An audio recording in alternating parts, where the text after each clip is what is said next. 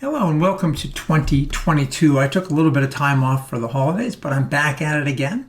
And the sustainability world keeps on moving forward. So in late December, GM delivered 5 EV600 electric delivery vans to FedEx from its Bright Drop division. The first on a total order of 500. The EV600 is supported by GM's new Ultium platform, and it has an estimated range of 250 miles with over 600 cubic feet of cargo area. The first of these vans will enter service at FedEx Express facility in Inglewood, California. GM also started its first deliveries of its GMC Hummer EV Edition 1 pickup, which also rides on that same Ultium platform. Sticking with electric transport, Mack Trucks, a subsidiary of the Volvo Group, has begun series production of its first fully electric heavy-duty truck in Pennsylvania. It's a garbage truck with a payload of 66,000 pounds, powered by 2 electric motors with 4 nickel-manganese cobalt battery packs. The range is on the order of 70 on-the-job miles, although the size of the battery hasn't been made public. New York City's sanitation department had run a pre-production test operation on one such vehicle since September of 2020 and announced in June of last year that it would purchase 7 of these LR electric refuse trucks. Continuing to hang out in New York, with the next story, New York Governor Kathy Hochul recently announced a program calling for up to 10 gigawatts of distributed solar by 2030. The plan was developed by the New York State Energy Research and Development Authority, NYSERDA, and the New York State Department of Public Service, and it would involve billions of dollars of investment and creation of up to 6,000 additional solar jobs. 40% of the anticipated investments would be focused on disadvantaged communities and low to moderate income households within the state. Sticking with solar, Swiss company Meyer Burger Technology, they are the company that make the machines that make the panels.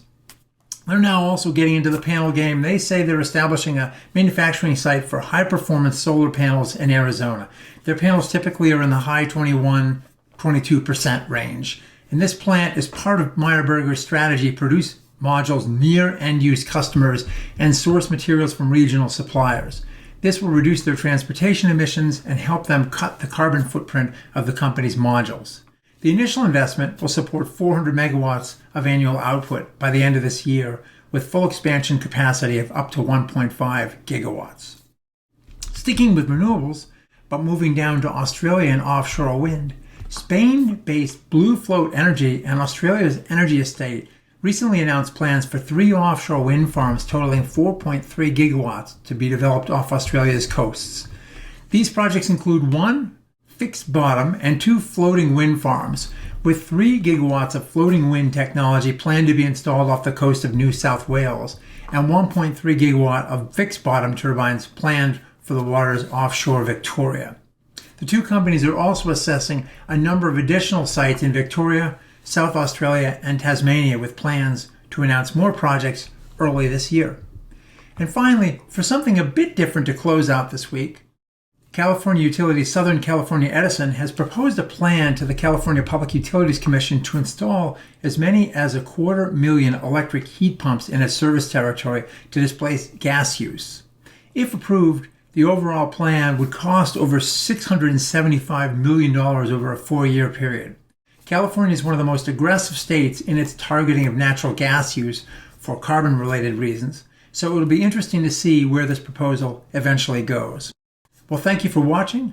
We're going to see a lot of interesting news in this year 2022.